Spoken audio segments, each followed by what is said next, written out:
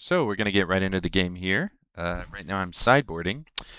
Basically, you're seeing my deck list here. I run, I think, 48 cards main board and then side in 12 cards.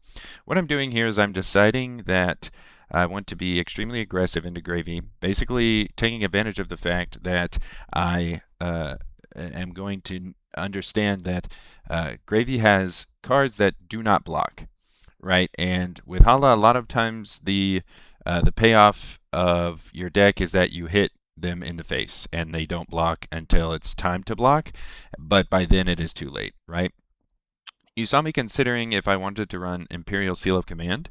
I did not end up going with that because I felt that ultimately Gravy blocks with Chum more than he blocks with Blood on the Water. And even if he ran that it would not be applicable more than most of the time. Here I am, interfacing with Talishar, so turning off the rear brace thing. I decided that ultimately I valued more that Visit the Dawnsmith get set up, and I could just hope that the Gravy would either block 6, which is like I kind of prefer it. You see me here, I'm like, should I have pitched Visit the Dawnsmith and confirmed that I could draw a card, but I value Visit the Dawnsmith actually pretty highly, probably a lot highly more than other people. This was a bit of the start of the game where I was a bit concerned when I saw Sunken Treasure that early.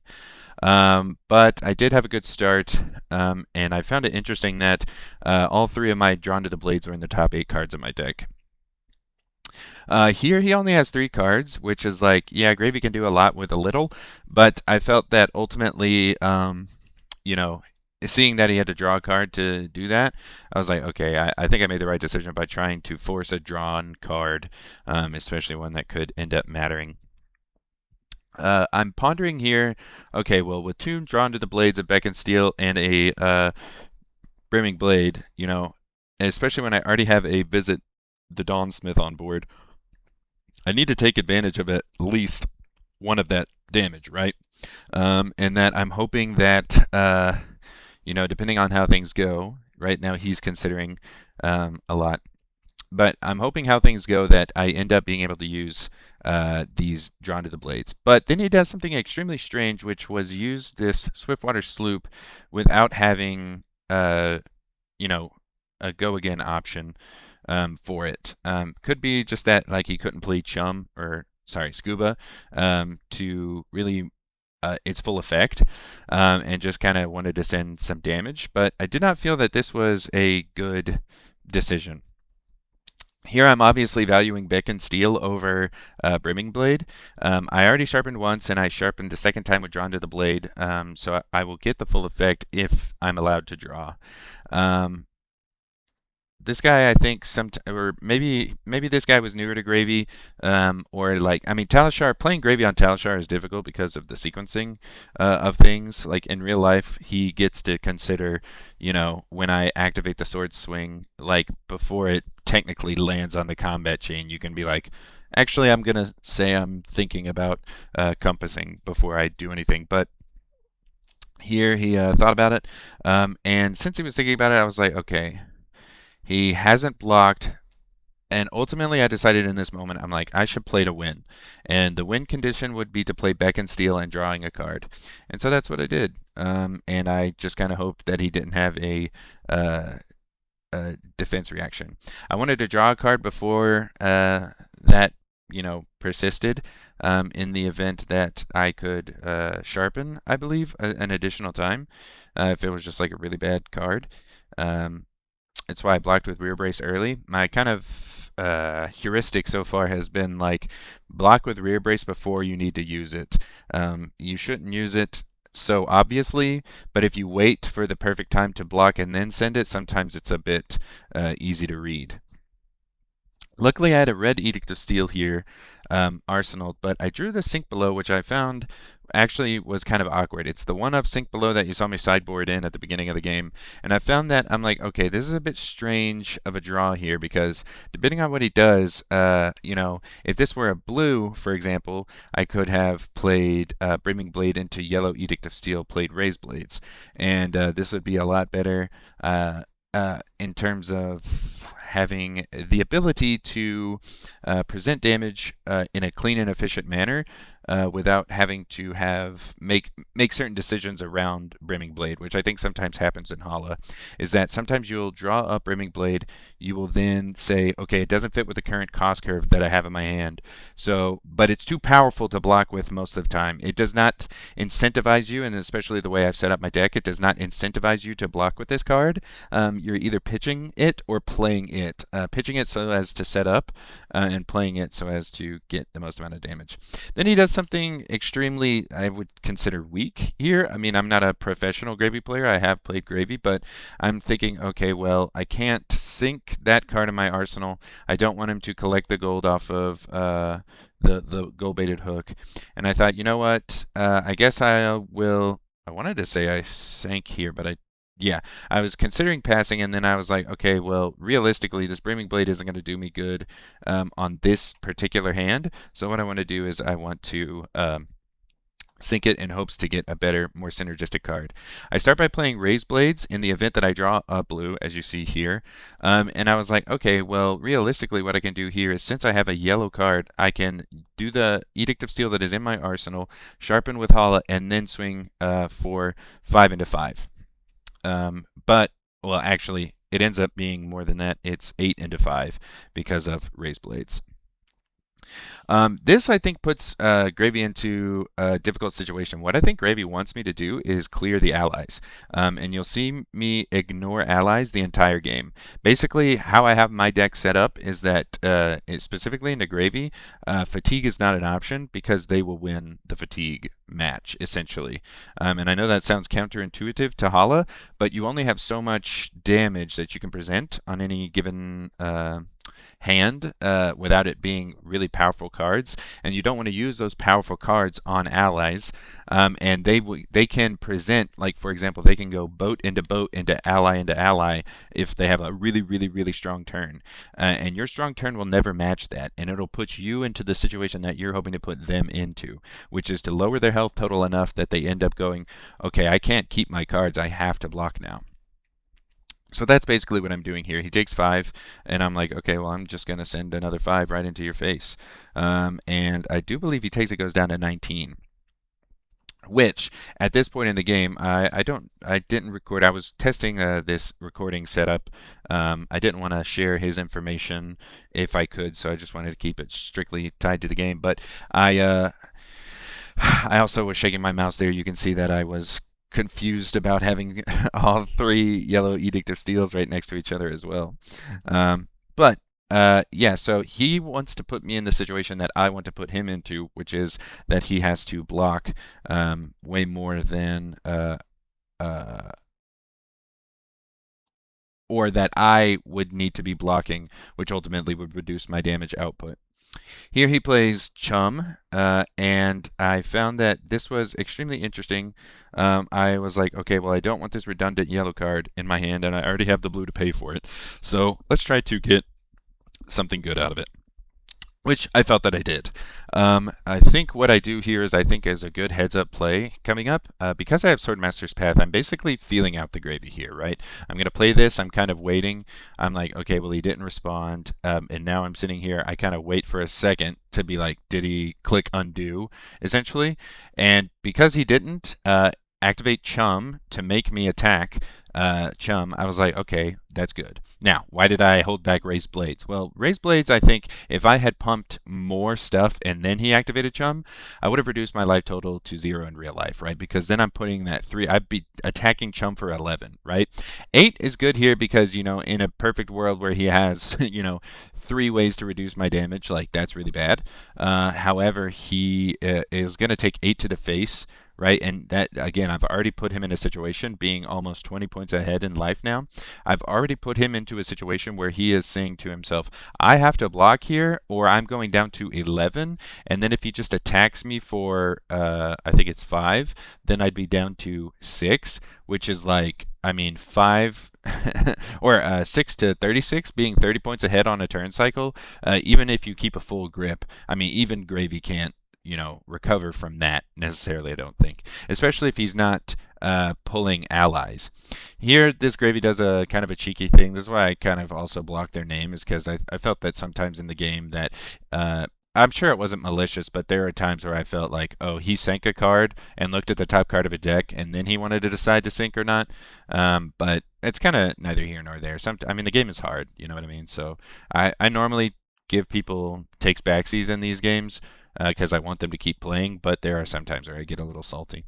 Anyway, I close the combat chain here because I'm like, okay, he hasn't activated Gravy on my attack for 8, so he's not going to activate it now. So I swing for 8 again, which ends up being a forward card 16, right? Which is really, really strong.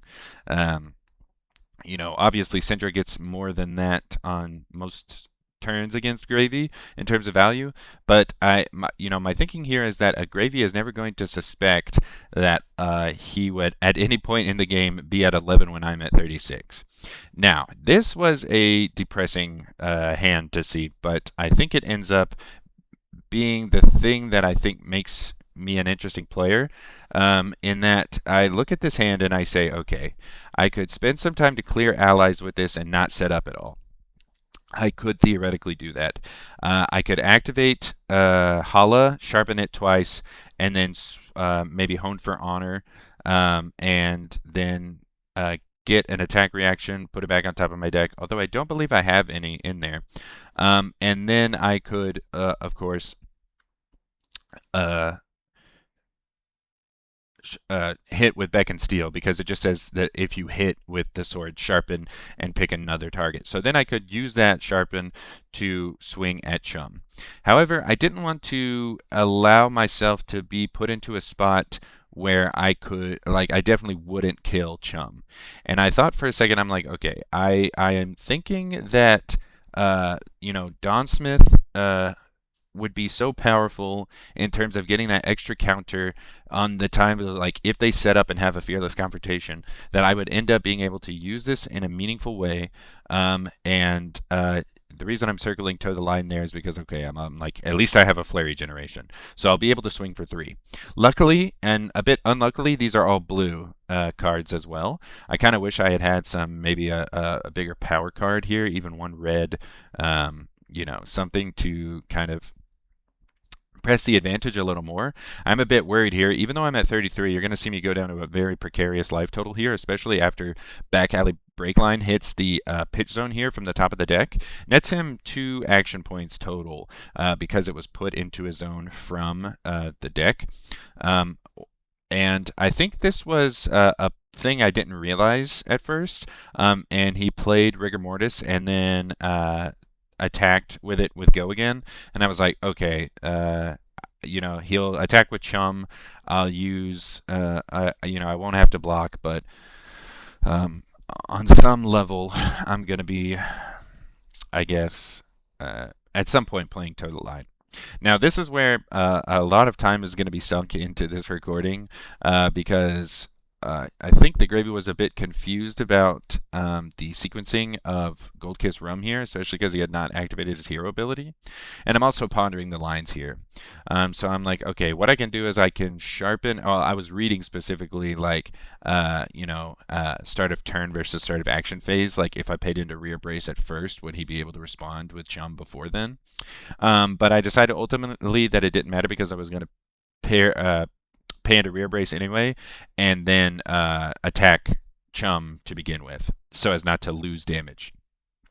So what I mean by that is I created my Flurry token here, and I was like, okay, I mean, in a perfect world, he could potentially have, and letting this hit and allowing him to have a gold was probably not the most correct thing to do. But you'll see here that ultimately, if I had blocked with another card, it could have been actually potentially very bad because he ends up using a Sawbones here, and we end up doing the math to attack Chum for 7, which is often the amount that you need to kill Chum, not 6, even though he has 6 life total. So this is me realizing he has 2 action points, and I was like, oh no, maybe I put myself in a really bad situation actually, especially after he created a gold. He gets to end up swinging with Scuba after having already attacked with Rigor Mortis. Then he is going to ultimately he doesn't do it correctly, actually, by the way. But he is in a perfect world. He could have activated Mage Master Boots, played Sawbones. He could have then activated uh, what's it called? Gold Kiss Rum to attack with Sawbones with Go again, then attack with Chum. On top of that, he had Golden Tipple, so he drew another card. Basically, this turn was just kind of cracked. And, obviously he has Dead Threads as well. This is where he doesn't end up getting it. But I ultimately said to myself, I'm like, okay, whatever. Like, if he attacks, for blink, blink, and blink amount of damage, like, ultimately my crackback turn with Beck and Steel is going to be so much more powerful. And yeah, there's a lot of damage here. This is like a scary board to see, maybe with any other hero. But I think that because the hits are so strong on two attacks, as opposed to something like Kasai, where maybe you're separating damage across sometimes three attacks if you have a Centauri Sellsword, Bolton if you're having multiple attack actions into raid and swings, right? That the hits come really heavy with Zenith Blade, and so. I basically have decided I'm like, okay, it's fine that he plays Sawbones because I'm going to sharpen once with Visit. I am then going to activate Hala and activate Rear Brace, and then I'll play Cut and Carve. So ultimately, that puts me up to 1 plus 2 plus 4, or 1 plus 2 plus 1 equaling 4, and I'll be able to swing for 7 at Chum with Go Again and a Flurry token. I'll activate Beck and Steel on that turn. Again, this was him not really figuring out the sequencing. Ultimately, what he could have done was attacked with Chum as well, but he didn't end up figuring it out really. But I don't blame him because the Talishar system is not very intuitive. However, so I activate Hala here, pitching Donkey because I'm not going to use it. Obviously, he activates Chum. I'm like, that's fine. I'm gonna make sure I am able to sharpen twice with Rear Brace. I'm going to do that. Then I'm going to swing for 7. This is when he realizes that he needs to look for Fearless Confrontation, otherwise Chum is going to die. Especially after I play Beck and Steel. This is where he's going to activate Compass, I believe, because he's like, maybe not to avoid getting blown out because I'm about to swing 8 into 8 after this. So the only way he can not lose is if he has a Fearless and activates Sawbones as well. Luckily, he is unable to do that, and I swing at him for 8 into 8. And this is an extremely, extremely powerful turn. Obviously, it would have been even better if he hadn't had Chum out. Obviously, we're not going to live in a world where you can play even 3 turns against Gravy and they don't have a Chum. It's just not going to happen, I don't think, ultimately, because if, at the start of the game, they technically have 6 copies with Call to the Grave in existence, right? So he decides he needs to block, obviously, because, at this precarious of a life total, when I'm about to swing 16 at him and he only has 11, you got to block with what you can, especially because, he probably doesn't have blocking cards a lot of the time. Here, I believe I take 6 damage, and I drew up a hand that I would consider quite weak, actually. Makes me kind of wish I had not sunk those flurry tokens earlier. Or flurry token generators earlier in Edict of Steel. Get my 1 point of value because I know I'm going to be able to swing for with and again. But basically, what you're about to see is kind of again, the great plate debate. This is my defense for plate, is that when you activate Hala, and then you activate the Zenith Blade, if you have a blue, you activate Zenith Blade, swing Swordmaster Shine.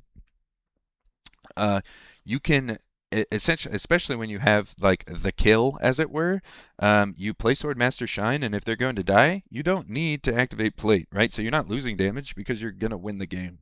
And I know that he has to block, essentially, he has to block 9 here. In order to survive, he does not know that. And then he blocks. He doesn't even block a full 6. He blocks 5, which Gravy so often does, and then I press it over and win the game. Kind of going through, I always try to say good game. Going through kind of the stats here, almost 15 value. He just had 1 point less than me, I think, exactly, yeah. Looking at my damage threatened and kind of like, okay, seeing that 7 turns was what it went through, and yeah, it was just kind of that's how I can beat Gravy on Hala. And I think this is kind of what I've experienced to be true more often than not. But yeah, let me know what you thought about that game, and what you think about this type of game review. All right, thank you.